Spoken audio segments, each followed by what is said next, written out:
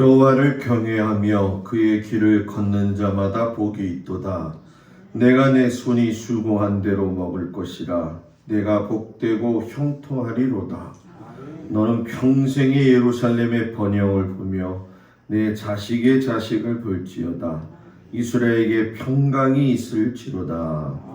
하나님은 영이시니 예배하는 자가 영과 진리로 예배할지니라. 아멘. 경배 찬양 43장 찬양하겠습니다.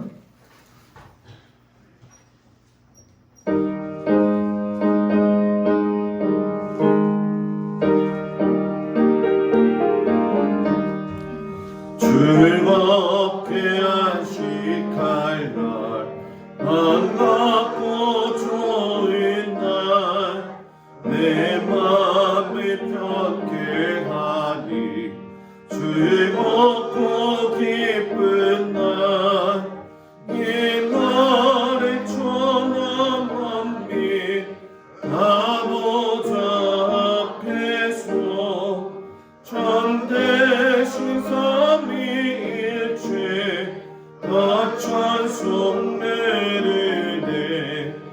이 날의 하늘에서 새 양식 내리네. 사회로 모이라고 종소리 울리네. 어둠의 맑은 빛에 온 세상 비치며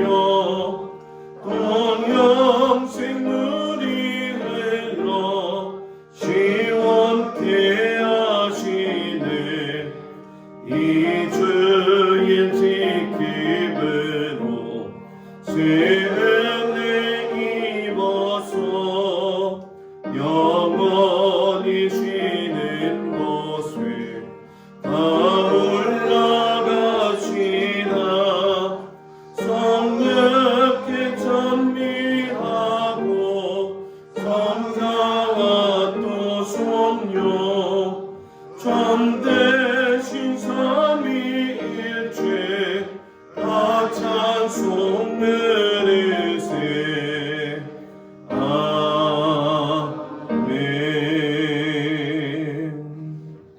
교동문 128번 사순절 5번째 말씀을 보도록 합니다. 나의 영혼이 잠잠히 하나님만 바라며 나의 구원이 그에게서 나오는도다. 오직 그만이 나의 반석이시요 나의 구원이시요 나의 요새시니 내가 그를 흔들리지 아니하리로다. 넘어지는 담과 흔들리는 울타리 같이 사람을 죽이려고 너희가 일제히 공격하기를 언제까지 하려느냐. 그들이 그를 위로 권장해서 넘어지면 그것을 주저하느냐. 나의 영혼아 잠잠히 하나님만 바라라. 무릇 나의 소망이 그로부터 나오는도다. 오직 그만이 나의 반석이시요 나의 구원이시요 나의 요새시니 내가 흔들리지 아니하리로다. 나의 구원과 영광이 하나님께 있으며 내 힘의 반석과 피난처도 하나님께 있도다. 백성들아 스스로 그를 의지하고 그의 앞에 마음을 구하라. 하나님은 우리의 피난처시도다. 아멘. 전능하사 천지를 만드신 하나님 아버지를 내가 믿사오며 그 외아들 우리 주 예수 그리스도를 믿사오니 이는 성령으로 잉태하사 동정녀 마리아에게 나시고 본디오 빌라도에게 고난을 받으사 십자가에 못 박혀 죽으시고 장사한 지 4일 만에 죽은 자 가운데서 다시 살아나시며 하늘에 오르사 전능하신 하나님 우편에 앉아 계시다가 저리로서 산 자와 죽은 자를 심판하러 오시리라. 성령을 믿사오며 거룩한 공회와 성도가 서로과 죄를 사하여 주시는 것과 몸이 다히 사는 것과 영원히 사는 것을 믿사옵나이다. 아멘. 송영 3장 찬양합니다. 성부 성자와 성령 찬송과 영광 돌려 보내세 대처로 지금까지 또 영원을 득도록 성삼위께 영광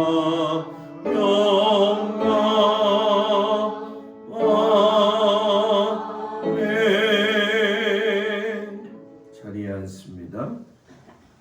기도하겠습니다. 전능하신 아버지 하나님, 거룩한 주일을 저희들에게 허락하셔서 오늘 아침도 주님 앞에 나와 예배할 수 있음을 참으로 감사드립니다. 시대가 악하여 하나님 믿음을 지키기가 참으로 어려운 세대를 우리가 살아가고 있습니다.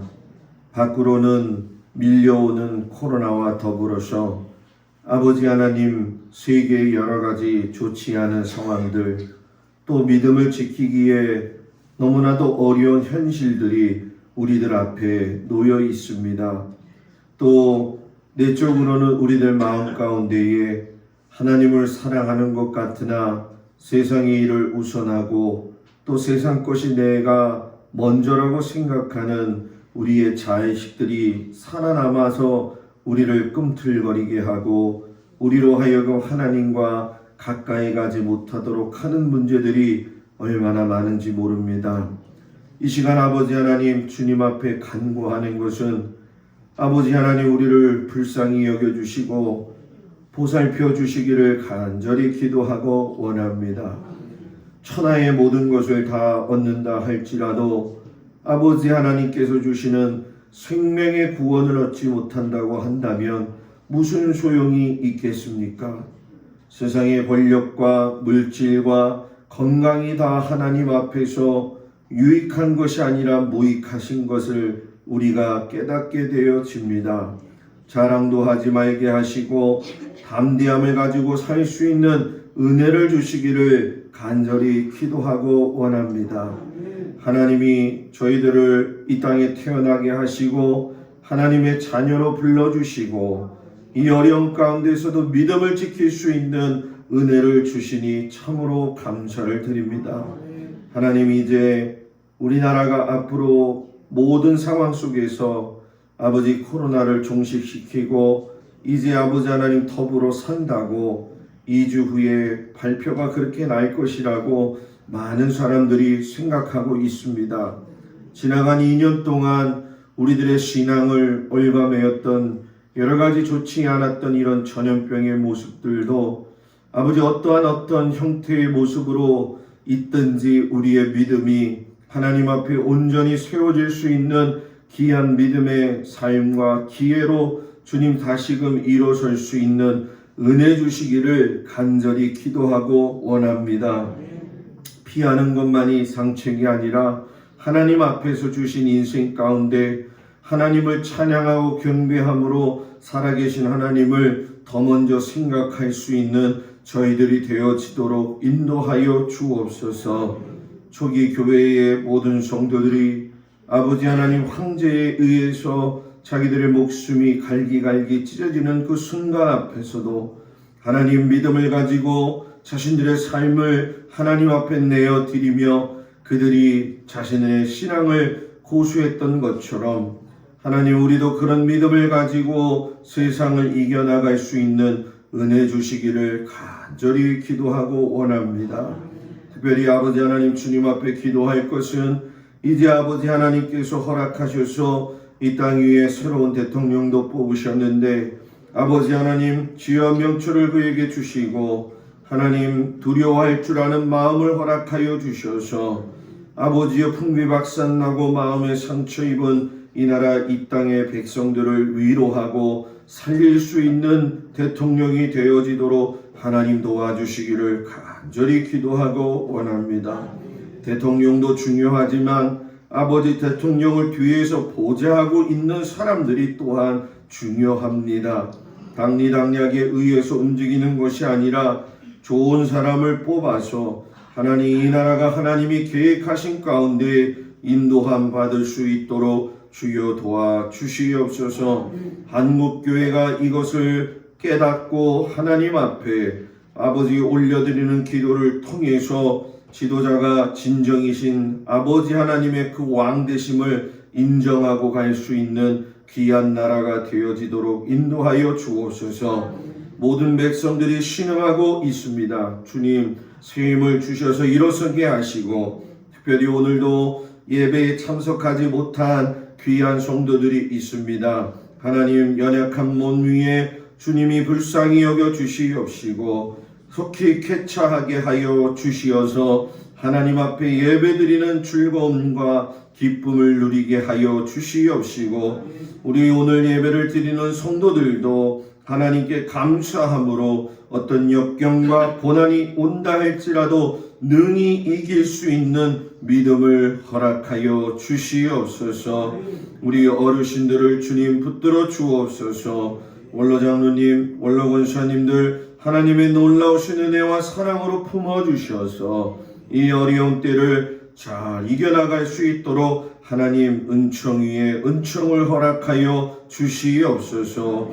마음과 정성을 다하여 오늘도 하나님 앞에 예배드리는 사랑하는 우리 모든 성도들 위해 하나님의 놀라우신 은혜와 그 사랑이 함께 하시기를 간절히 예수님의 이름으로 기도드렸사옵나이다. 아멘.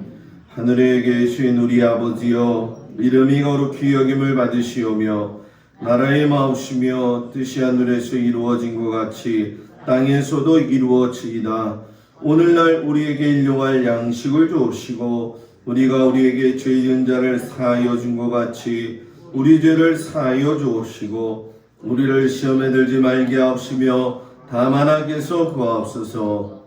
나라와 권세와 영광이 아버지께 영원히 있사옵나이다. 아멘.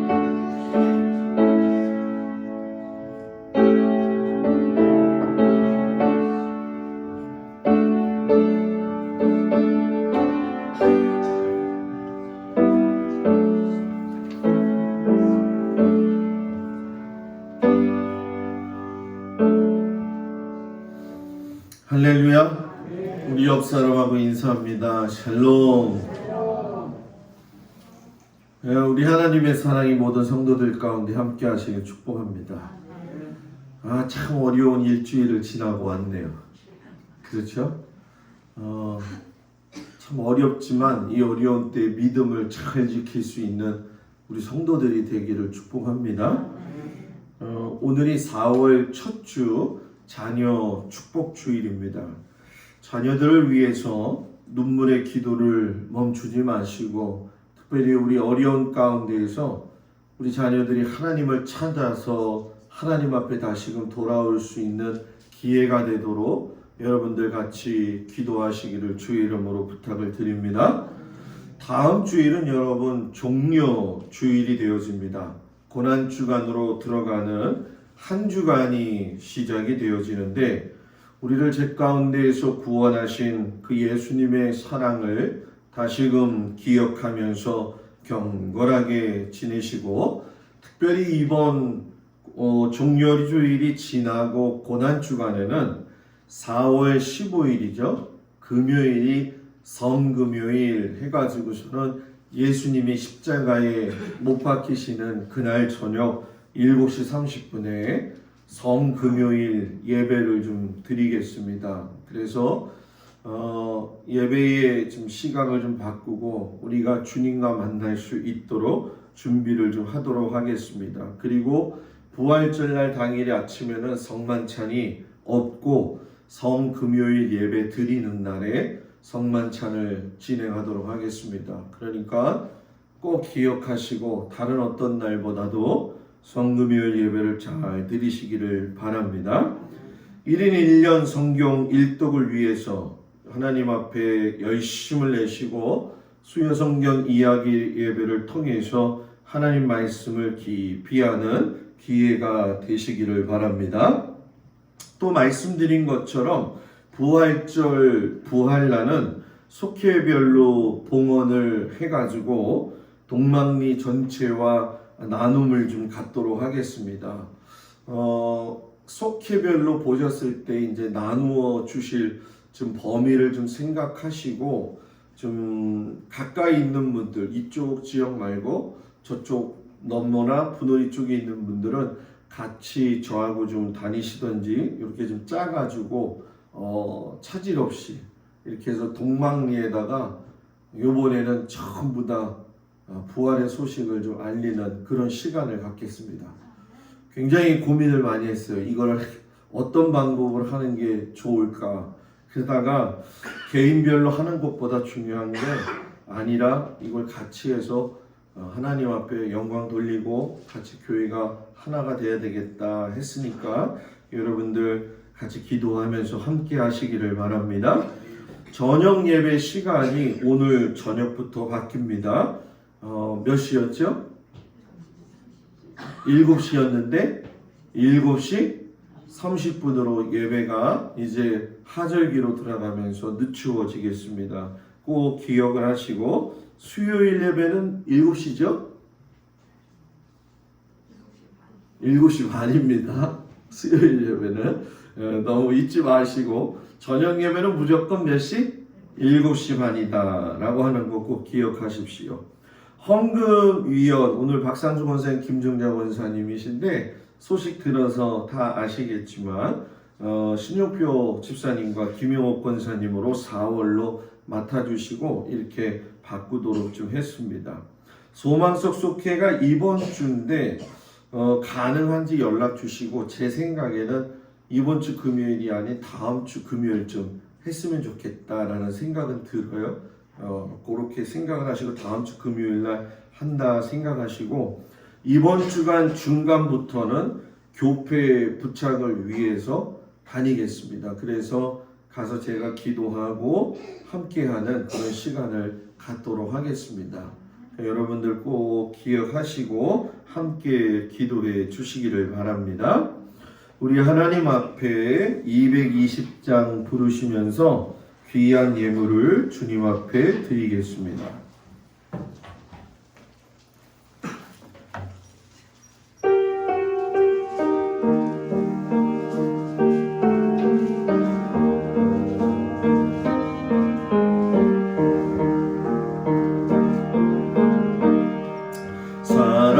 사랑하는 주님 앞에 형제자매 한자리에 그 은혜 생각하며 즐거운 찬송 부르네.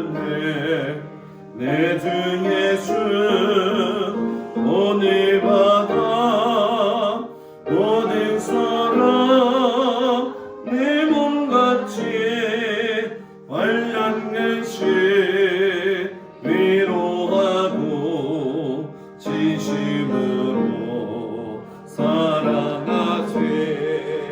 사랑하는 주님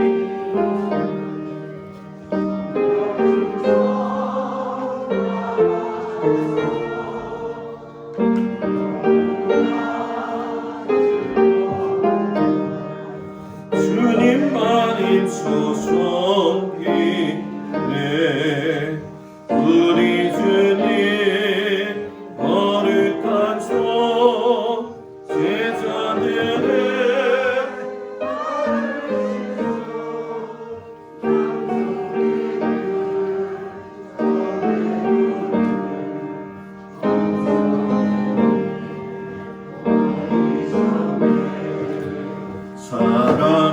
사랑하는 주님 예수 같은 주로 섬기나니 한 피바다 한 몸이듯 형제여 친구들이여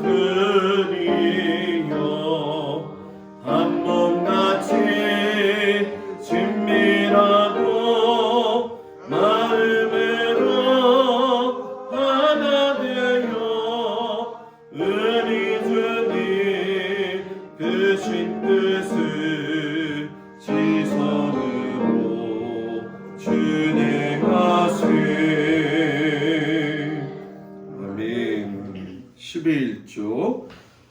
김영표 집사님, 김영옥 권사님, 한종수 장로님, 박청자 권사님, 김동수 목사, 김지영 사모, 정광태 권사님, 이복순 권사님, 한순례 권사님, 고승준 집사님, 정경순 권사님, 곽덕일 권사님, 김수자 집사님, 김종숙 권사님, 구인의 장로님, 조근자 권사님 예물 드렸습니다. 자녀 헌금 정광태 권사님, 이복순 권사님, 11조 신율, 또 자녀 예물 민채성, 민채경, 또 감사 예물 한종수 장로님, 박청자 권사님, 김동수 목사, 김지영 사모, 또 김하은, 김하영, 자녀 감사한 한순례 권사님, 조국현, 김미란, 우빈이, 하준이, 한정훈, 예준이, 예술이, 또 김정희 권사님,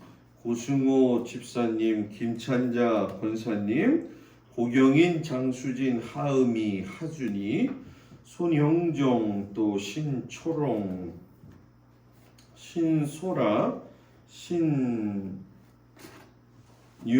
그리고 우리 고경수, 황지선, 아라, 아린이 이렇게 드렸습니다. 신소라, 신율, 유재근, 신담비, 한결, 하누리, 박정희 권사님 감사예물, 김정림 권사님, 고인희 권사님, 김용길 장로님, 김혜자 권사님, 김명준, 김명용, 심현복, 김가은, 김지은, 또 한기호 집사님, 김희진 권사님, 두연이, 도연이, 다연이, 차량 예물 윤종란 권사님, 또 자녀 그림이, 채동이, 세림이, 윤종란 권사님, 전상호 권사님, 소망소 부활란 예물 드리셨습니다.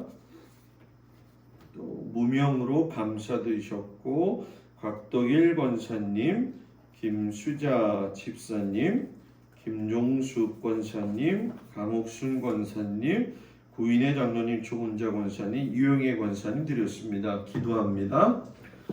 아버지 하나님, 누구보다도 우리의 형편과 사정을 잘 알고 계시리라 믿습니다.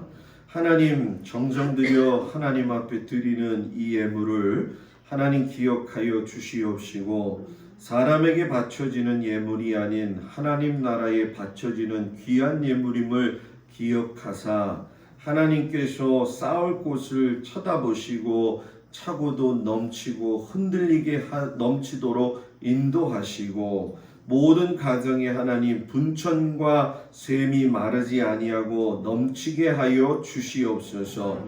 삶의 현장에서 정말 애쓰고 수고하며 주님 앞에 구별하여 드리는 이 예물입니다. 이 예물을 주님 기억하여 주시옵시고, 하나님의 도우심으로 말미암아 극심한 가난의 때, 그 가뭄의 때에 하나님께 영광 돌리는 이 예물을 통하여 하나님 기뻐 받아 주시옵소서. 특별히 아버지 하나님, 자녀들을 위해 바치는 예물들이 있습니다. 하나님, 우리 자녀들 살려주시기를 간절히 원합니다. 세상이 좋아져서 자녀들 키우고 또 자녀들이 살아가기에는 좋은 곳이 되었지만은 실상 하나님의 말씀을 잃어버려 가고 있는 이 세대의 아픈 현실을 바라보면서 그저 자녀들을 위해 눈물 뿌려 기도할 수밖에 없사오니, 주여 우리의 자녀들을 보살피시고 살려 주시옵소서. 그래서 우리 자녀들이 하나님을 기억하고 모든 영적인 것과 육적인 것과 물질적인 것이 회복되어지는 귀한 역사가 있게 하여 주옵소서. 성령님 받아주시니 감사하며 예수님 이름으로 기도드렸습니다. 아멘.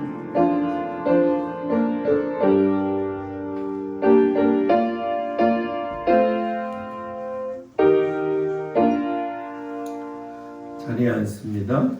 하나님 말씀은 예레미야 51장 50절 말씀입니다.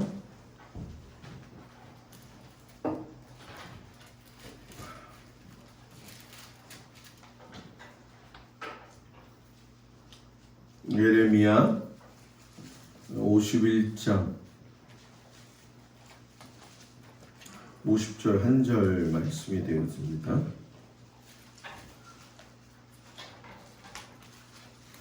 예레미야서 51장 50절 한 절 말씀이니까 우리 다 같이 한 목소리로 봉독하겠습니다. 시작. 칼을 피한 자들이여 멈추지 말고 걸어가라. 먼 곳에서 여호와를 생각하며 예루살렘을 너희 마음에 두라. 아멘. 기도합니다. 아버지 하나님, 오늘 거룩한 주일 주님 앞에 나온 성도들을 주님 축복하시고 우리의 부끄러움, 우리의 수치를 회복시키시는 하나님을 경험하고 돌아갈 수 있는 큰 은혜를 허락하여 주옵소서. 예수님의 이름으로 기도드렸습니다. 아멘. 할렐루야. 우리 하나님의 사랑이 모든 성도들 가정 위에 함께 하시길 주의 이름으로 축복합니다. 어떻게 담임 목사가 없이 1년이 된다.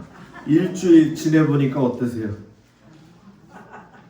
뭐 그럭저럭 살만들 하셨나 봐요. 저는 앉으나 서나 밖에 있으나 뒤에 있으나 그냥 성도들 생각만 했거든요. 일주일이 긴 것 같아요. 제가 일주일을 설교 준비하다 보면 금방 지나가는데 제 주변에 아는 지인의 70% 이상이 목사님들이 다 격리더라고요. 근데 거기다가 쓴 공통적인 이야기가 여러분 뭔지 아세요?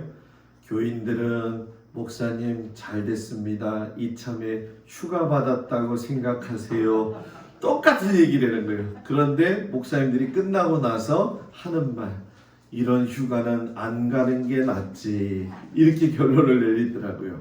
여러분들도 하여튼간이 어려운 시기지만 몸을 잘 관리하길 축복합니다. 일주일 만에 어제 딱 나와서 산을 보니까 진달래가 펴 있더라고요. 개나리도 펴 있더라고요. 저만 깜깜이었구나, 그런 생각이 들었어요.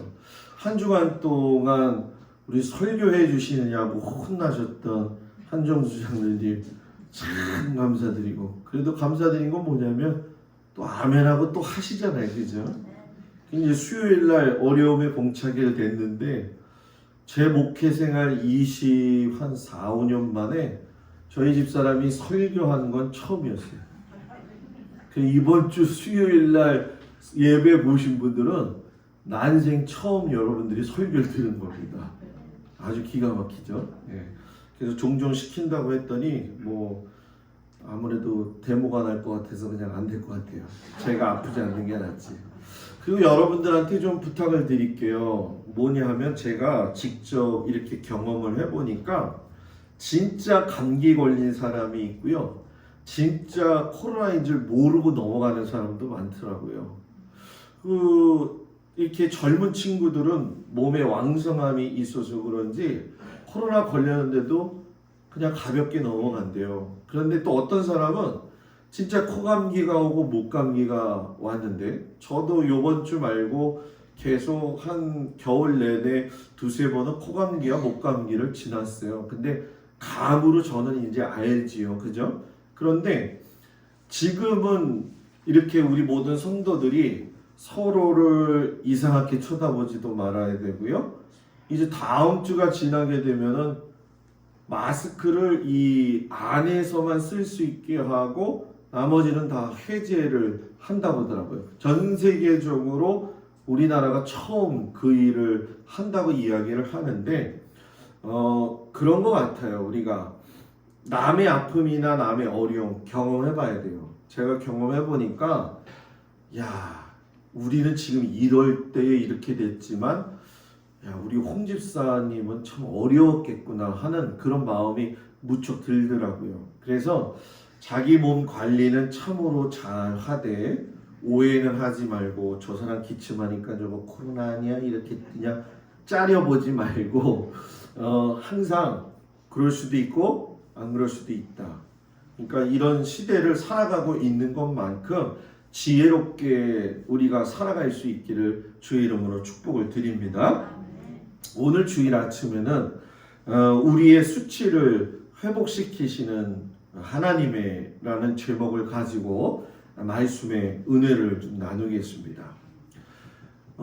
일주일 동안 제가 고민하면서 하나님, 우리가 예수를 믿는다고 한다면 예수님을 통해서 구원받았다는 믿음의 확증이 있는 것이고 또 그것이 가장 우리들의 살아가면서 삶을 이겨낼 수 있는 유일한 희망이 되어지는데 이 크신 은혜를 경험하고 있으면서도 혹여 내가 까먹고 있지는 않습니까? 이런 질문을 계속적으로 저 스스로에게 했어요. 실상 일주일 동안 제가 여러 유튜브나 또는 책을 보면서 하나님이 과연 내게 원하시는 게 무엇일까? 아프기 때문에 그게 아니라 어디에 중점을 하나님이 두기 원하시는가? 이 고민을 많이 생각하고 기도를 했어요. 그런데 어느 날 제가 책을 지금 사서 보고 있는 책이 있습니다. 마지막 주자라고 하는 책인데 고등학교 2학년 때인가 1학년 때 하나님 앞에 제가 기도했던 걸 떠오르게 하시더라고요. 제가 그때 뭐라고 했냐면은 하나님, 내가 이 마지막 세대가 되었을 때에 요한계시록을 한번 풀어서 하나님 가장 성서적이고 가장 은혜스럽게 갈 수 있도록. 왜냐하면 요한계시록을 풀 적에는 많은 사람들이 실수하는 게 뭐냐면 일단 요한계시록을 읽으면 두렵다. 두 번째, 이 말씀은 금기사항이기 때문에 읽지 말아야 된다. 그런 것들이 팽배했던 것이 사실이고 또 그걸 통해서 이단들이 많이 활동을 했던 것도 사실이에요. 그런데 요즘 제가 이렇게 보니까 제가 성막을 배우고 또 성전을 배우고 또 마지막 때를 배우고 이렇게 해가시는 게 제가 문득 상처난 성도들을 위해서 한 10몇 년 동안만 달려오다가 보니까 하나님이 본질적으로 이야기하시고 저한테 또 제가 하나님 앞에 약속했던 것들을 잊어버리고 있었어요. 그런데 그걸 알게 하시더라고요. 그래서 하나님 또 일을 하라는 말씀이신가요? 근데 제가 그랬어요. 하나님, 예전 같지는 못하고요. 좀 천천히 할게요. 근데 저는 하겠습니다. 라고 이야기를 했어요. 왜 제가 이런 저의 고백을 여러분들한테 이야기를 하냐면은 사람은 망각의 동물이기 때문에 언제 어디서나 자기가 받은 하나님의 은혜를 매일 고스란히 간직하고 산다는 건 착각이라는 거죠. 아무리 건강했던 사람이라 할지라도 자기가 병자의 삶으로 살아갈 거라고는 한 번도 생각하지 않는다고 이야기를 하더라고요. 저희 둘째 외숙모님이 계시는데 치매 환자가 되어지신 지 지금 벌써 한 15년 이상이 되어지셨어요. 독실한 카톨릭을 믿고 계시는 분인데 딸이 4명의 딸이 그 어머니 밑에 수라로 있고 둘째 외삼촌은 일찍이 제가 초등학교 한 3학년 때 돌아가셨거든요. 그분이 혼자 살아온 삶의 과정이 너무 어려웠는데 그분이 딸을 다 키우고 나서 정말 행복해야 될 때에 치매가 왔어요. 그래가지고 여러분 치매 환자 다 아시죠? 그죠? 다 못 알아보고 벽에다가 막 이렇게 칠하고 그런 상황이 벌어지는데 그 둘째 딸이 시집을 안 가고 지금까지 그 어머니를 모시고 있더라고요. 이번에 이제 결혼을 준비하다 보니까 친인척들하고 연락을 하게 되니까 그런 소식들을 알게 되어졌는데 실상 그분을 제가 생각할 때도 어떻게 보면은 우리들이 볼 적에 저 나이가 들어가면서 저렇게 늙지 말아야지 하는 마음이 다 있잖아요. 그죠? 그런데도 참 희한하죠? 왜 이렇게 얼굴이 해맑은이냐는 거예요. 자기는 치매가 걸려서 아무것도 모르고 있는데 그것이 부끄럽다고 생각하지 못하고 자기 둘째 딸이 자기를 케어하는 것조차도 모르고 어떨 때는 그냥 실실실실 웃으면서 따라가는 그 어린애와 같은 사진이 이렇게 뜬 걸 보고서 야, 사랑할 것이 없는 것이 우리의 뭐예요? 인생이구나. 이런 생각을 해봤습니다. 살아가면서 저도 그렇지만 여러분과 저는 정말로 부끄러운 일과 수치스러운 일을 당하면서 하나님을 알지 못하고 살았던 사람들이에요. 물론 그 속에는 우리의 죄성이라고 하는 것이 있기 때문에 그 죄성에 의하여 다스림을 받아서 내가 원하든 원치 않든 그런 어려운 삶을 살아온 것도 사실이죠. 그러나 오늘 우리가 이 설교의 대상자가 예레미야가 누구한테 하는 거예요? 이스라엘 백성들한테 하는 거죠. 똑같은 마음을 가지고 저도 여러분들에게 말씀을 드리는 거예요. 하나님을 모르는 사람은 자기가 수치스러운 일을 당하고 부끄러운 일을 당하여도 그게 수치스럽고 부끄럽다고 생각을 하지 않아요. 마치 치매 환자가 내가 아프다라고 하는 걸 모르는 것처럼 너무 죄 가운데서 살고 있으면은 내가 죄라고 하는 그 늪에 빠져 있는 걸 모르는 것과 같다라는 거죠. 여러분, 예레미야 선지자가 눈물의 선지자라고 이야기하잖아요. 왜 하필이면 그 수많은 닉네임 가운데에 눈물의 선지자라고 이야기했을까? 실상 여러분, 예레미야는 하나님께서 언약을 깨뜨렸던 그 이스라엘 백성들 가운데서 특별히 남유다를 향해서 너희가 하나님이 임박한 심판이 임했기 때문에 하나님 앞에서 돌이켜야 된다.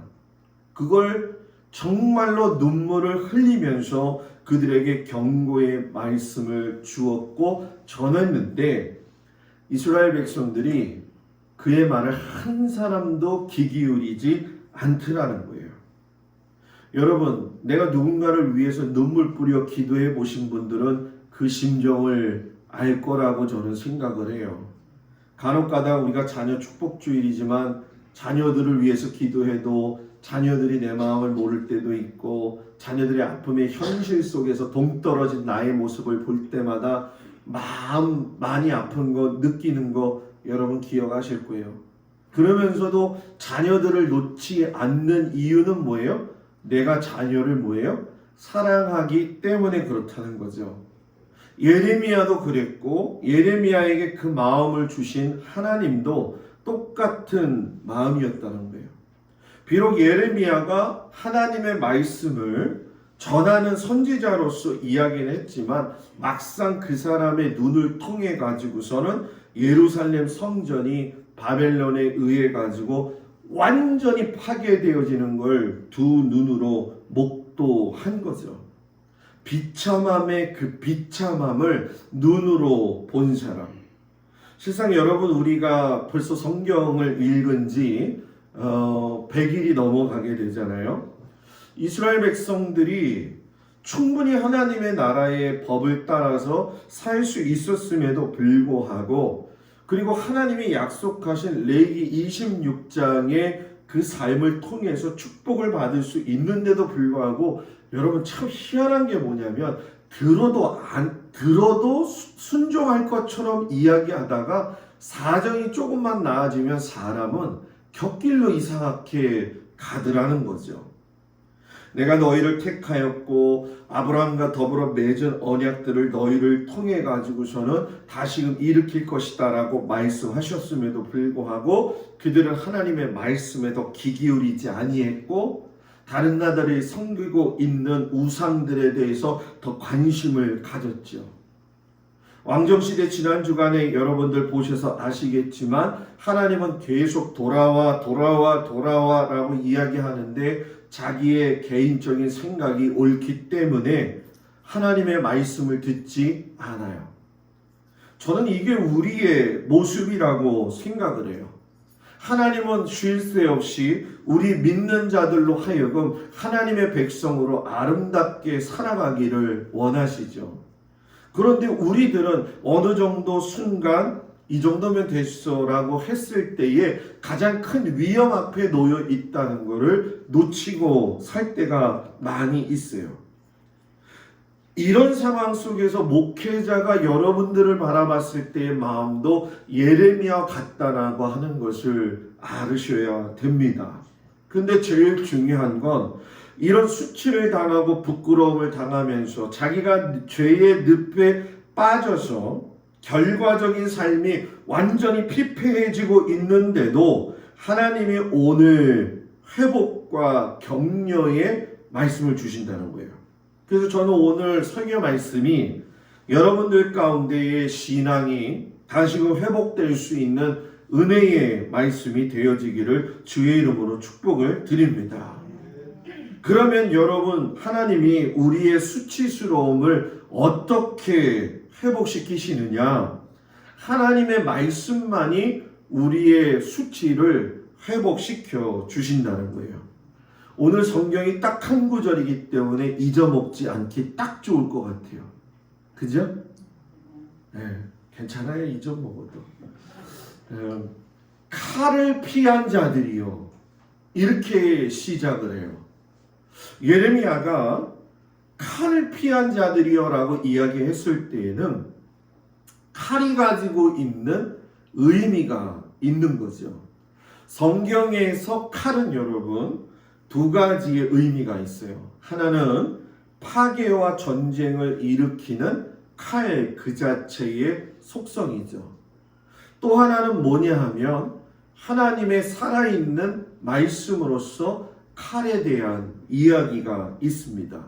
예레미야는 오늘 이 두 가지를 우리에게 다 적용하고 있어요. 여러분, 하나님이 바벨론을 허락하셨기 때문에 이스라엘 백성들이 멸망당한 거잖아요. 하나님이 70년을 두고 살펴보시면서 오늘 예레미야 눈을 통해서 바벨론에게 먼저 말씀하시는 거예요. 내가 아무리 내 자녀들을 훈련시키기 위해서 너희들에게 이 잠깐의 상황을 허락했는데 너희들 좀 해도 너무하다. 이런 말씀이에요.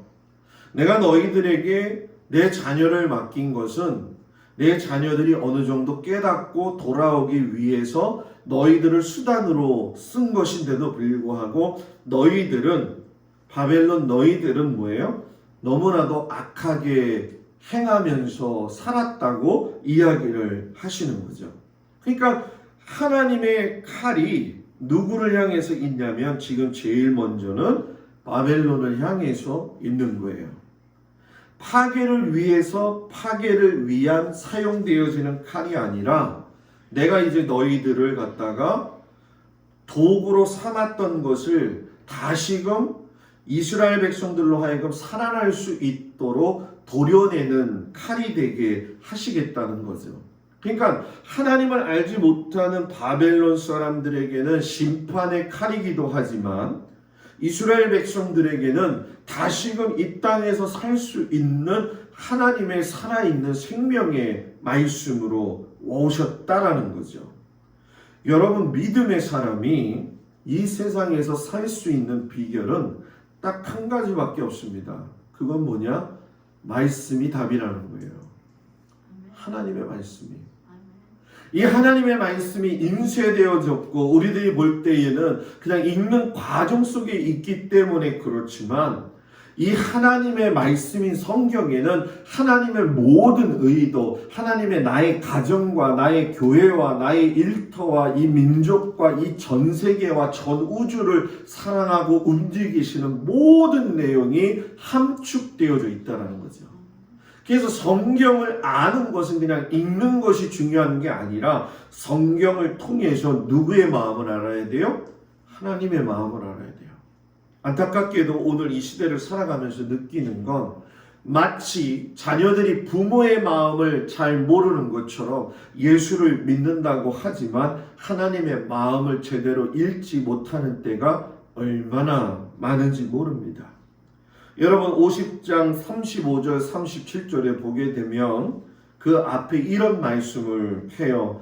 35절 37절 한번 볼까요? 50장 한 절이기 때문에 찾으셨나요? 예, 50장 35절 37절 제가 같이 읽어볼까요? 시작. 여호와의 말씀이니라. 칼이 갈대아인의 위에와 바벨론 주민의 위에와 그 고관들과 지혜로운 자의 위에 떨어지리라. 칼이 자랑하는 자의 위에 떨어지리니 그들이 어리석게 될 것이며 칼이 용사 위에 떨어지리니 그들이 놀랄 것이며 칼이 그들의 말들과 병거들과 그들 중에 있는 여러 민족의 위에 떨어지리니 그들이 여인들 같이 될 것이며 칼이 보물 위에 떨어지리니 그것이 약탈되리라. 아멘. 여러분 이 말씀은 왜요? 바벨론을 향해서 하나님이 그 죄악을 단호하게 말씀하신 거죠. 칼이 누구의 말씀이? 하나님의 말씀이 곧 내가 너희들을 갖다가 여러분 뭐예요? 정말로 부끄러운 인생이 되게 만들겠다. 역으로 바벨론 백성들에게 이르는 이 말씀을 하신 거죠. 너희들이 아무리 자랑하고 너희들이 아무리 손에 쥐고 있는 것이라 할지라도 아무것도 아닌 것처럼 만들어버리겠다는 거예요. 여러분 하나님이 사랑에 대한 표현은 굉장히 크시지만 이 무서운 이 세상 사람들에 대한 이 심판의 메시지도 굉장히 크다는 걸 여기서 우리가 볼 수 있죠. 그러면 하나님이 왜 이러실까? 이것은 바로 하나님의 백성들의 잘못 속에서 만들어졌던 그 수단의 도구로 바벨론이 선택이 되어졌지만 너희들이 바벨론에 의해서 수치스러운 인생을 지금 살아가고 포로 생활을 살아가고 있지만 나는 너희들을 갖다 뭐예요? 회복시킬 것이다. 이스라엘 백성들에게 예레미야가 말씀을 하고 있는 거죠. 저는 우리 성도들이 의기소침하지 않기를 축복합니다. 어떤 악과 유혹 가운데에서 있다 할지라도 비록 지금의 상황들이 어렵다고 할지라도 저는 제가 새벽 예배 때 말씀을 여러분들한테 드리기는 했어요. 그 이번 주 중에 계속 이제 여러 가지 이야기들을 접하면서 제가 보니까 우리나라에서도 강화에서 살면서 제가 작년에 여기 목회할 적에 굉장히 좋았잖아요. 그죠? 왜냐하면 물론 불이 나가지고 고생은 좀 했지만 예배 드리는 걸 쉬지 않고 갈 수가 있었단 말이에요. 근데 어느 순간에 이게 참 무너졌는데 제가 이번 주에 그 마음이 속이 상한 거예요. 왜냐하면 아마 여러분들 가운데도 그런 마음이 들겠죠. 목사님 이런 상황에서 예배를 꼭 굳이 보셔야 됩니까? 한 주간 쉬거나 두 주간 쉬고도 할 수 있지 않겠습니까? 근데 제 마음에 좀 이런 말씀을 좀 드리면 그렇지만 마음에서 뭔가 확 올라오는 거예요. 왜 올라오냐면은 그래 이건 아니지.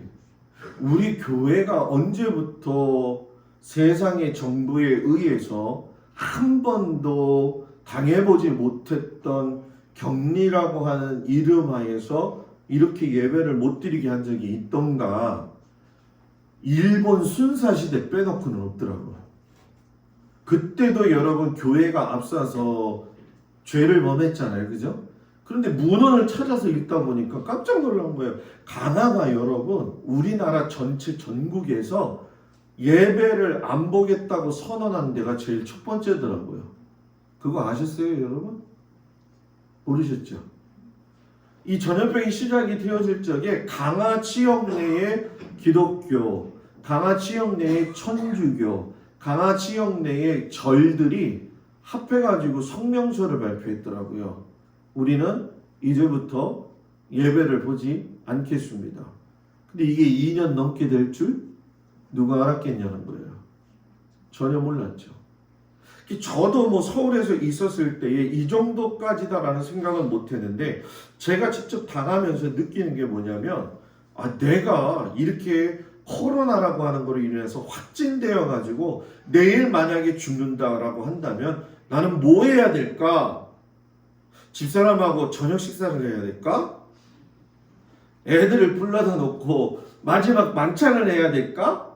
그게 아니더라고요. 제가 마지막으로 해야 될 게 뭐냐면 성도들 딱 불러다 놓고 예배 보고 끝! 저는 갑니다. 그리고 갈 것 같아요.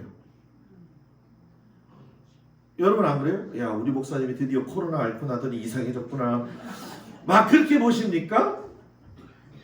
다 무익하다는 걸 알게 된 거예요. 어느 순간 정점에 가지니까 우리가 해야 될 도리를 하지 못했구나. 이런 마음이 팍 드는 거예요. 그래서 그래, 내가 아프다. 그러면은 또 아프니까는 장로님한테 전화를 했죠. 장로님, 제가 이렇게 확진이 돼서 가려고 합니다. 그러니까는 장로님 좀 예배 드려 주십시오. 그랬더니 장로님이 저도 아파요. 그래서 생각난 게 누구냐 하면 그 다음에 우리 사랑하는 한정수 장로님이죠. 뭐 다 부장로님도 시키고 김용길 장로님도 시키고 그러면 좋겠지만은 다들 힘들어 하시니까 그래서 한 장로님한테 부탁을 드리면서 여러분들 생각에는 그냥 좀 타협점을 찾아보면 좋지 않았을까 생각도 하시겠지만 제가 느끼면 느낄수록 요즘 그 하나님이 그런 마음을 주시는 게 뭐냐면 참된 믿음의 사람은 그 어떤 상황 속에서도 하나님의 말씀을 좀 붙들어야 된다.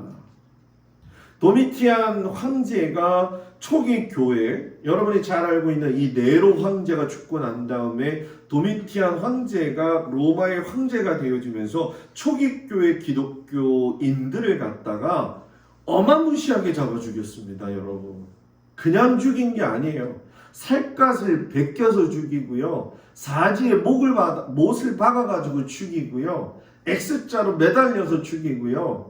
애들한테는 양가죽을 뒤집어 씌워가지고서는 사자굴에 집어넣어가지고 사자들이 양들이 왔다 갔다 하는 것처럼 보이게 만들어가지고서는 잡아먹히게 만들었어요. 그런데 그런 시대에도 예배는 드려졌다는 거예요. 그래서 저는 우리 성도들이 예배 드리는 거 목숨처럼 귀하게 여겼으면 좋겠습니다. 그리고 그 목숨을 걸고 하나님을 사랑했던 그들을 통해서 하나님의 역사가 이루어졌던 것처럼 우리 교회도 그런 역사가 여러분들의 가정과 우리들 위해 함께하기를 주의 이름으로 축복을 드립니다. 예수님은요, 내가 세상에 화평을 주러 온 줄로 생각하지 말아라. 화평이 아니요 뭘 주러 왔다? 검을 주러 왔다. 아유, 목사님, 예수님이 그렇게 사랑이 많으신 분인데 왜 검을 주러 오셨을까요? 여기서 말하는 하나님이 말씀하시는, 예수님이 말씀하시는 이 칼, 검은 무엇이냐? 너희들이 이 땅을 살아갈 적에 너희들의 삶을 평안하게 해주고 행복하게 해준다고 생각하는 어리석은 생각의 무지를 내가 파괴하러 왔다. 이렇게 말씀하시는 거죠. 우리는 여러분 조금 물질이 많으면 남을 좀 아래로 보는 경향도 좀 있어요. 그죠? 좀 더 건강이 있으면 다른 사람의 아픔에 대해서 잘 이해하지 못할 때가 많아요. 권세와 명예가 있으면은 그만큼 다른 사람과 비교했을 때에 그 삶의 행복을 주신 하나님 앞에 감사하기보다는 그걸 가지고 누리고자 할 때가 많죠. 서울에 잘 알고 있는 후배 목사님하고 통화를 했어요. 제가 이제 몸이 아프다는 걸 얘기 듣고서는 아유 형님 저는요 2월 달에 끝냈어요 이러더라고요.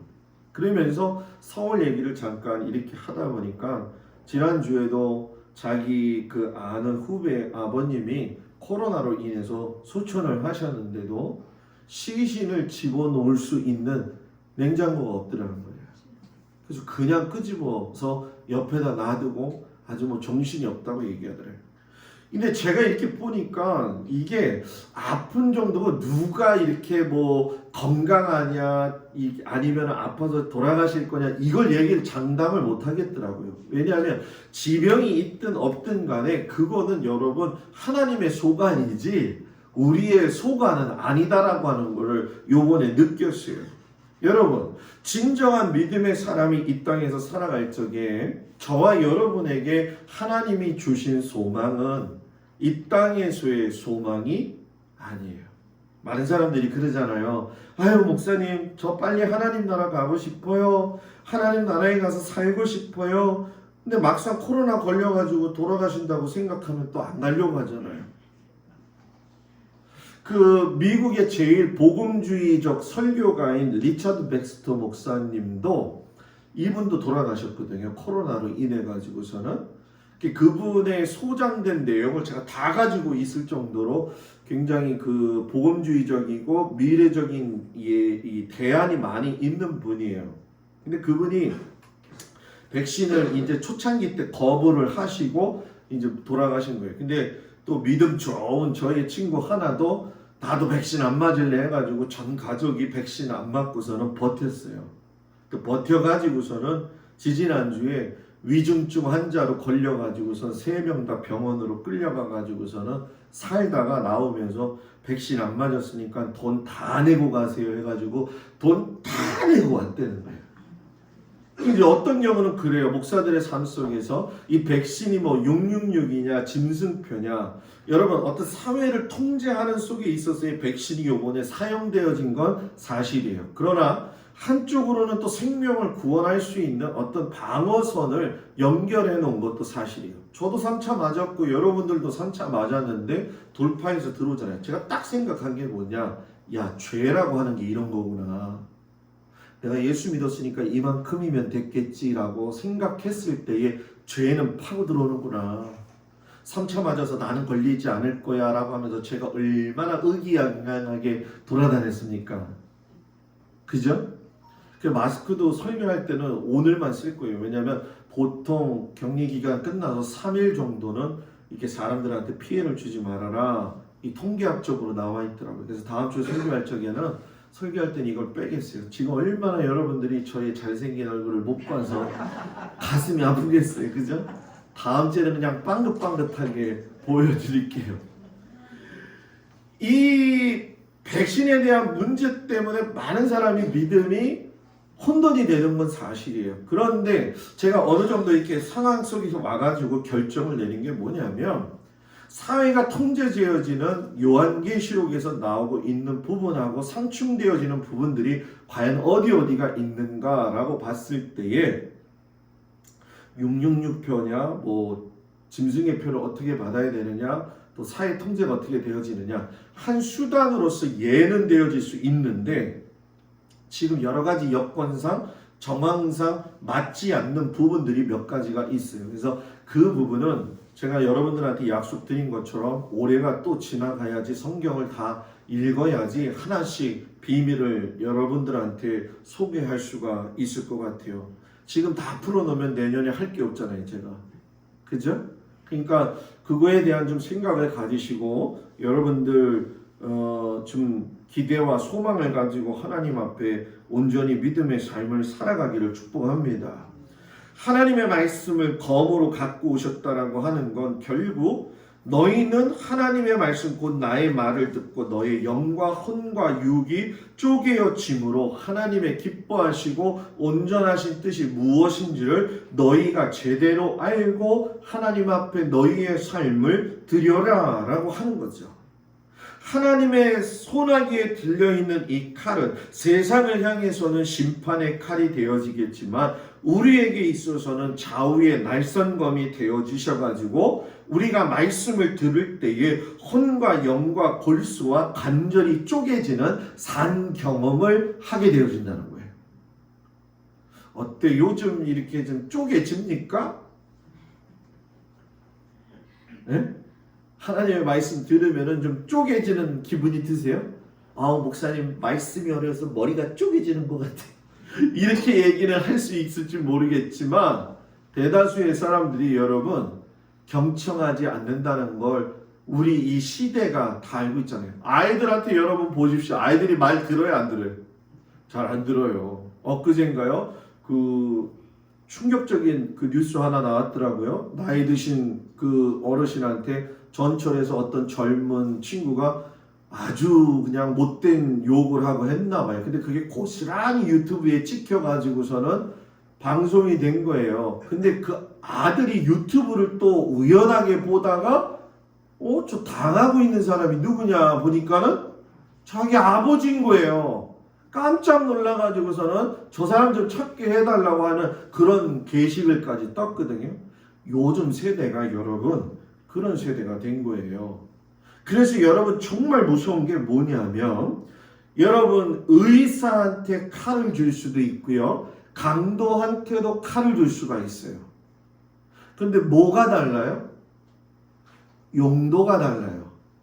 의사에게 준 칼은 환자의 병을 낫게 하기 위한 칼이 되어지지만은 강도에게 주어진 칼은 사람의 목숨을 해하는 칼이 되어지는데 용도는 다르는데 만약에 조금이라도 미스가 날 경우에는 여러분 사람을 죽일 수 있는 칼이 되어진다는 거예요.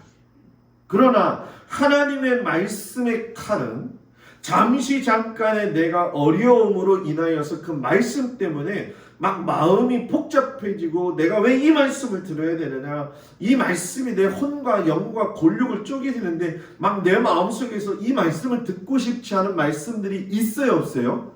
있어요 여러분. 신앙생활 하다 보면 그죠?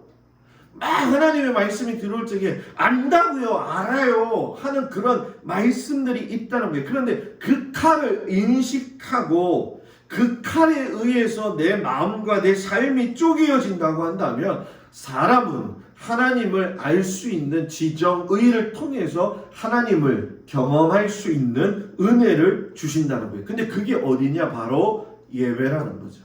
자, 여러분들한테 어려운 질문 하나 해볼게요. 믿는 믿음이 먼저입니까? 마음이 먼저입니까?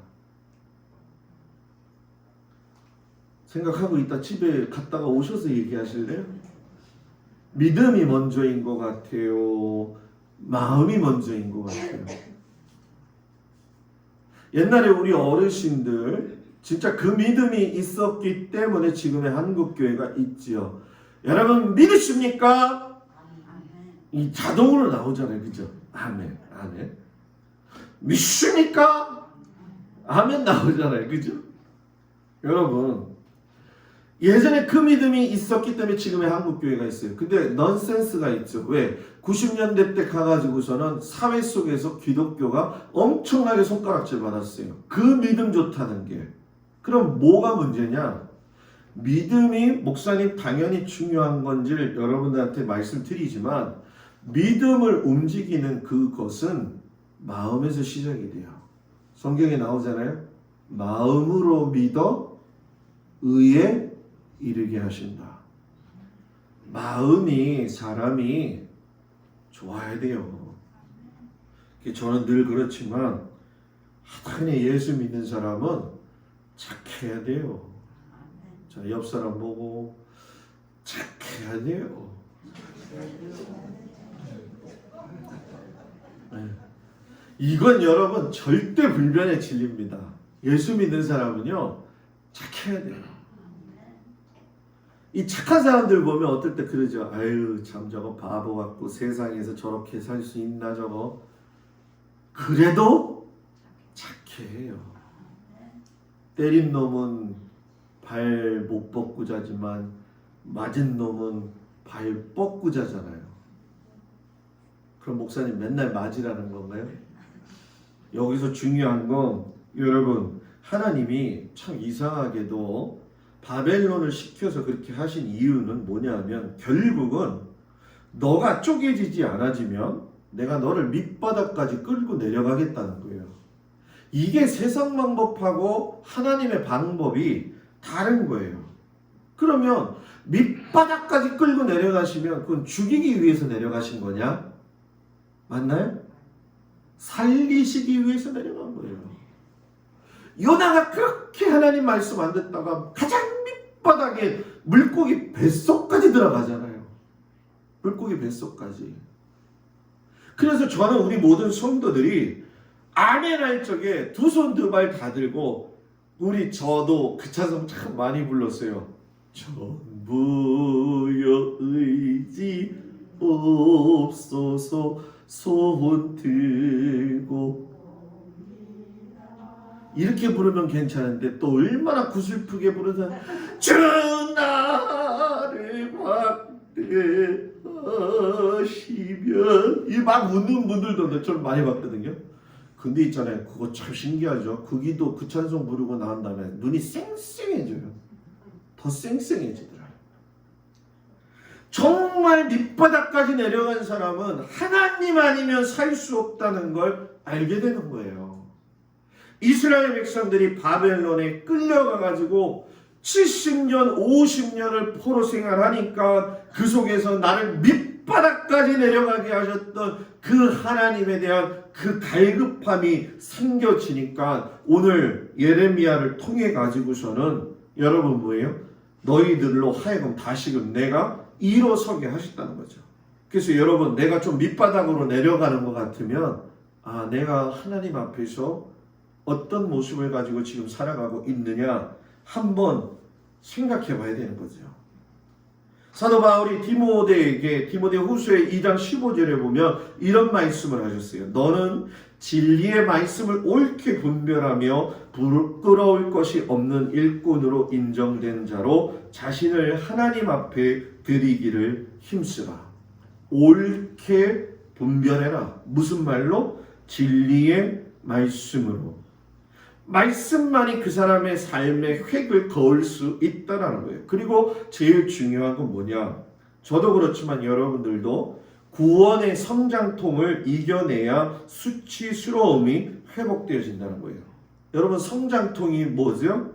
어린아이들이 자라나면서부터 생겨지는 신체적인 이상이 이렇게 막 밖으로 큰 병은 아닌데 막 자라면서 너무 빨리빨리 자라니까 아프고 그런 거 아니에요? 신앙생활도 마찬가지예요. 고비를 넘길 때가 있는데 이때에 오늘 50절의 그 말씀처럼 여러분 하나님께서 우리에게 주시는 게 여러분 뭡니까? 멈추지 말고 뭐라고요? 걸어가라. 사람이 이렇게 뭔가 움츠러들 때가 있어요. 사람이 뭔가 이렇게 브레이크가 걸리는 마음이 들 때가 있거든요. 지금 이스라엘 백성들이 바벨론에 잡혀와가지고 그 수말리 되어지는 길을 와서 철저하게 고립되어져 가지고 너무 힘든 포로의 생활을 지내고 있는 그들, 진짜 어떻게 해야 될지 모르는 이상에 때가 차니까 주님이 말씀하시기를 뭐라고 이야기하시냐면 쉬지 말고 가라. 너희가 지금 이렇게 부끄러움 속에 있다 할지라도 머뭇거리지 말고 가라. 여러분 링컨 대통령이 미국에 노예 해방을 시켰죠. 노예 해방되느냐고 남북전쟁이 일어나면서 얼마나 많은 사람들이 죽었습니까? 그때에 여러분 어떤 일이 있는 줄 아세요? 이 백성들, 이 흑인들 가운데에 너 이제 종 아니야. 이제 다 됐어. 그랬더니 갑자기 자유를 얻게 되니까 이게 뭐지? 자유가 뭐지? 이걸 구분을 못하는 거예요. 그래가지고서는 곰곰이 생각하다가 다시 옛날 주인한테 찾아가가지고 나 다시 종할래요. 이러는 일들이 일어나기 시작을 한 거예요. 예수를 믿으면서 내 안에 예수 그리스도를 믿음으로 말미암아 구원받은 모든 은혜의 감격이 있는데 어느 순간 그 주신 은혜를 잊어버리고 그 주신 감사를 잊어버리고 그냥 예전의 내 모습대로 돌아가는 모습들이 우리들 가운데에 있다라고 하는 얘기죠. 어리둥절한 모습. 이때 담대하게 예수님이 하시는 말씀이 뭐냐? 걸어가라. 멈추지 말고 서서 걸어가라. 진짜요? 여러분 예수님이 이 땅에 오시나요? 안 오시나요? 예수님이 이 땅에 오시나요? 안 오시나요? 아니 나는 이런 대답의 요구를 원하지 않아요. 예수님이 이 땅에 오시나요? 안 오시나요? 여러분 예수님이 이 땅에 오셔요. 이걸 안 믿으면 신앙의 이 뭐라고 해야 될까요? 가장 큰 핵심을 안 믿는 거잖아요. 그죠? 예수님 분명히 오셔요. 여러분 그걸 믿으시죠? 그것 때문에 내가 살 수 있잖아요. 그죠? 그러니까 지금 말씀하시는 거예요. 너 결코 멈추지 마. 결코 쉬지 마. 용기 내. 힘내. 구원의 완성 이룰 때까지 내가 이 땅에 올 때까지 힘내. 걸어가. 여러분 우리 모두가 그렇게 걸어가기를 주의 이름으로 축복합니다. 그러니까 바울이 고민을 하는 거죠. 왜? 로마서 7장 22절에 보면은 내 속사람으로는 하나님의 법을 즐거워하되 내 지초 속에서 한 다른 밤이 내 마음의 법과 싸워서 나로 하여금 사로잡아오는구나. 오호라 나는 곤고한 사람이로다. 이 사망의 몸에서 누가 나를 건져내랴. 마음속에 너무 그 아픔들이 있는 걸 알게 된 거예요. 그래서 여러분 신앙은 성장통이 있어야 돼요. 저도 이렇게 주로 책상에 있는 사람이잖아요. 이렇게 병원에 입원을 하면은 꼭 그래요. 의사들이 와가지고서는 아유 뭐 하시는 분인데 이렇게 손이 깨끗해요. 근데 제가 이렇게 보니까 부끄러운 거지 저도. 왜냐하면 저는 뭐 우리 권사님들, 집사님들 얼마나 수고하고 힘쓰게 농사일 또 준비하셔요. 그죠? 저는 또 물론 우리 성도들 농사 잘 짓게 제가 또 말씀 열심히 또 준비하지만은 육체적으로 볼 때는 정말 미안할 때가 있거든요. 근데 사람들이 의사들은 그걸 보더라고요. 아, 이 사람은 뭐한 사람이겠구나, 뭐한 사람이구나. 아휴, 신집사님이 일 너무 잘하셔가지고 신집사님 쫓아서 하려다가 그 다음날은 병나요. 왜냐하면 움직여보지 않은 근육을 막 쓰니까 그 근육을 안 쓰던 걸 쓰니까 그 다음날 일어나면 근육이 어떻게 됐어요? 경직이 돼 있는 거죠 막. 그래갖고 뭐 요 알통도 아프고 궁뎅이도 아프고 뭐 허리도 아프고. 근데 뭐 그 소식을 그 사실을 알지 못하는 집사님은 그냥 렛츠고 그냥 가는 거죠. 그냥 아 조금만 쉬었다 가면 안 될까? 조금만 이런 마음이 있거든요. 근데 여러분 그게 있더라고요. 한 번은 제가 서울에서 어떤 그 권사님이 그 운동 PT 아시죠? 그 저기 헬스장에 가면 개인 운동 트레이너 붙여주는 걸 고맙게도 감사하게도 제가 태어나서 처음으로 그거를 권사님이 거금을 들여가지고 내주신 거예요. 그래서 목사님 내일부터 여기 가서 PT를 30일 동안 받으시면 이거 무지돈 많이 들어갔어요. 그러니까 30번 받으세요. 그래서 갔죠. 의기양양하게 살을 빼야 된다는 그 마음을 가지고. 근데 PT를 하루 이틀 딱 받았는데 무슨 생각이 드냐면 내가 다시 군대 온 생각이 든 거예요. 아니 내가 왜 내 돈도 아니지만 물론 권사님이 나를 사랑해서 이렇게 대주셨는데 내가 왜 군대 온 기분이 들지? 군대 처음에 들어갔을 때 여러분 제식 훈련하고 맨날 엎드려 뻗쳐하고 깍지지고 뭐 했던 아마 우리 장로님 권사님들 다 아실 거예요. 곡소리가 나게 아프잖아요. 그래서 앉았다 일어나 뒤로 엎어졌다 앞으로 갔다 뭐 막 긁거든요. 정신이 하나도 없는 거예요. 그래서 이튿날 끝나고 나는데 성질이 나는 거예요. 내가 왜 이걸 하는 거야 도대체. 군대 가기 싫어가지고서는 진짜 내가 얼마나 그랬었는데 군대 가서 사람 취급도 못 받았는데 이건 돈 고스란히 다 주고서는 군대에서 받는 거 그대로 또 하고 있더라고. 그래서 제가 그랬죠. 여보 나 못하겠다. 집사람이 옳거나 하거더니만 자기가 가서 하더라고요. 독한 여자예요. 독한 여자예요. 그걸 가가지고 오더라고요. 그러면서 집에서 아령 들고 이러면서 한다는 말이 저한테 뭐냐면 나 포즈가 좋나? 여보. 그거 그 자세를 굉장히 보잖아요. 그죠? 얼마나 아프고 힘든지 저는 끙끙끙끙 앓았는데 이런 것처럼 여러분 신앙의 생활의 성장통도 있잖아요. 내가 경험해보지 못한 말씀을 들을 적에는요 사람 진짜 여기서 속에서 이끌어질 때가 많이 있어요. 그죠? 왜 하나님이 이런 식으로 해갖고 내 마음을 불태우게 하시느냐. 결국 그건 여러분 뭐냐, 너희가 저 이스라엘이라고 하는 땅에서 이 바벨론이라고 하는 땅까지 올 적에 수많은 거리 또 생활환경이 다른 이런 갭의 차이가 있지만 여기서 무너지지 말고 수치스럽게 생각하지 말고 어렵고 힘들어도 뚫고 나가라는 거예요.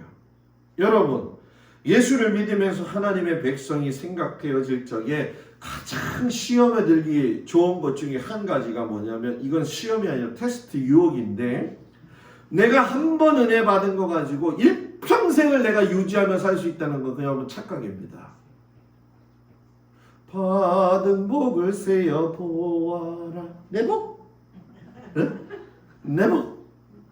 그게 여러분 평생을 장할 것 같습니까? 여러분 아니에요. 여러분 아니에요. 예수님이 마지막 때가 돼서 오시게 되면 모든 세계의 경제권이나 이런 것들이 다 통일되어지고, 소피아라고 하는 여러분 인공지능 가진 그 로봇이 있어요. 여러분 유튜브에 가서 한번 쳐보십시오. 제가 한번 보여드리긴 하겠지만은, 그 소피아를 만든 사람들이 인간이잖아요. 그 이 소피아가 인간 사회를 무너뜨리고 싶다고 이야기할 정도로 굉장히 발달되어졌어요. 여러분 제가 2000년도에 목사 안수 받을 적에 선물로 핸드폰 받았어요. 이따만한 무선기. 그때 핸드폰이 그거 탁 들고 다니면 진짜, 근데 조금 있으니까 요 삼성 요만한 게 나오더라고요. 그때 우리가 이 핸드폰 들고 다니면서 유튜브를 보고 메일을 점검하고 그런 거 있을 수 있었어요? 없었어요? 없었어요, 여러분. 그런데 문제는 뭐냐면, 그게 좋은 수단인 것 같지만 나중에는 우리 어르신들은 여러분 농협 가서 일 보셔야 되잖아요. 그죠? 그죠? 지금 이렇게 하는 시스템으로는 도저히 못 하잖아요. 근데 저 같은 경우는 집에서 그냥 혼자 해도 상관이 없거든요. 앞으로는 그것도 다 소나기에 들어간다는 거죠. 그래서 집사람하고 저하고 요즘 생각하는 게 뭐냐면, 농사일을 배우자. 이 다음에 나이 들어서 주님 오실 날 얼마나, 저는 제가 그걸 꼭 믿고 있어요. 윌터 카이저 신학 교수도 그런 얘기를 했지만, 예수님이 우리 때가 아니면 우리 자녀의 세대에는 분명히 오신다. 윌터 카이저 박사가 얘기했거든요. 저도 제가 고등학교 때 저희 친구들한테 늘 얘기했던 게 그랬어요. 날 살아계실 때 예수님 온다. 내 살아계실 때. 그 믿음이 지금도 있어요, 저는요. 그리고 제가 안 되면은 제 자녀들 때라도 분명히 온다. 근데 이렇게 곰곰이 생각해 보니까, 농사를 배워야 되겠구나. 그때 가면 이것도 못하고 저것도 못하게 되는 때가 분명히 오거든요. 분명히 와요. 성경에서는 분명히 온다고 했어요. 그렇기 때문에 농사일을 배우러 갈까, 고집사님을 쫓아서 바다에 나가서 물고기 잡는 법을 배울까, 여러 가지 생각을 하는 거예요. 땅에 굴을 파는 것도 한번 생각을 해볼까. 저온 창고를 만들어야 돼. 우리 권사님들, 장로님들 집엔 다 저온 창고가 있잖아요. 그죠? 아주 저거 좋더라고, 저온 창고. 그래서 저런 것도 만들어 볼까. 이제는 속세가 그렇게 되어진다고 한다면 그때 가서는 내가 주님을 맞을 준비를 해야지, 이런 생각을 해요. 여러분 보실 때 엉뚱하다고 생각하지 마십시오. 그런 때가 꼭 와요. 오늘 마지막으로 주님이 말씀하시죠. 너희는 먼 곳에서 여호와를 생각하라. 먼 곳에서. 너희들 멀리 있지만 누구 생각해? 나를 생각해. 하나님은 하늘에 계시고 우린 땅에 지금 살아가고 있지만 우린 누구 생각해야 돼요? 하나님 생각해야 돼요. 여러분 영적인 메마름이 오게 되어지면 하나님을 생각하지 않고 살게 되어져 있어요. 내가 너무나 피곤하고 내가 마음이 너무나 힘들어지면 그때부터 메말라가요. 가물어 메마른 땅에 단비를 내리시듯 성령의 단비를 부어 새 생명 주옵소서. 가물어 메마른 우리의 심령에 하나님의 심령, 성령의 단비가 내려져서 세상이 정말 어렵고 힘들어져 간다는 건 그만큼 주님이 오실 때가 되어져 간다라고 하는 걸 깊이 깨달으면서 지금의 이 어려운 시기를 잘 넘기시고 돌아가면서 교회들마다 지금 로테이션으로 아프시다고 그러더라고요. 그럼에도 불구하고 여러분 하나님 앞에 찬송하고 기도할 그날을 바라보면서 여러분 쉬지 않고 달려가는 우리 모든 성도들 되기를 축복하면서 한 주간 수고한 우리 모든 성도들에게 하나님의 은혜와 사랑이 넘치시기를 주님의 이름으로 축복을 드립니다. 우리 다 같이 일어나셔서 아픈 곳에 손을 얹고 기도하겠습니다. 주님을 초청하시고 주님이 우리 성도들 마음속에 들어가게 해달라고 간구하겠습니다. 아버지 하나님, 이 시간 우리 주 예수 그리스도의 이름으로 초청하며 기도합니다. 살아계신 아버지 하나님께서 우리 가운데 함께하여 주시옵소서. 이 어려운 시기에 믿음을 지키기 어렵지만 하나님 믿음을 지킬 수 있는 은혜를 주시옵소서. 그 어떤 상황 속에서도 하나님 견고하여 흘리지 아니하며 우리 주 예수 그리스도를 바라보게 하여 주시옵소서. 하나님을 경외하지 못함으로 말미암아 그 말씀대로 살지 못하여 바벨론까지 끌려가서 수치를 당하고 부끄러움을 당했던 그 이스라엘 백성들을 향해서 하나님께서 칼을 주시면서 이제 멈추지 말고 서서 다가오라고 하시고 먼 곳을 바라보며 나를 향하여 눈을 들으라고 하시는 그 주님의 음성을 바로 듣고 하나님을 바라보며 절대적으로 흔들리지 않는 우리 모든 성도들이 되게 하여 주시옵소서. 아버지 하나님, 집에 있는 성도 또 우리 가운데 있는 성도들 몸에 손을 얹고 몸이 아픈 곳에 기도하오니 우리 주 예수 그리스도의 보혈의 은혜의 능력이 깨끗하게 하시고 강하게 하여 주셔서 능히 세상을 이겨나갈 수 있는 은혜를 허락하여 주시옵소서.